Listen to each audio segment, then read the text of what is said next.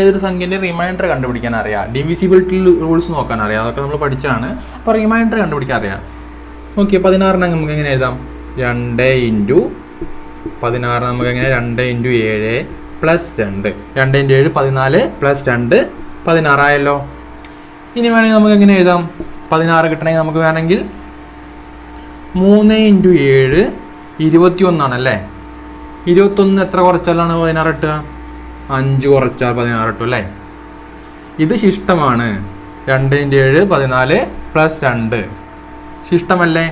3 into 7 21, 3 into 7 21, 21 5 പോയി കഴിഞ്ഞാൽ 16 കിട്ടും അല്ലേ. അപ്പോൾ ഇതും എന്താണ്?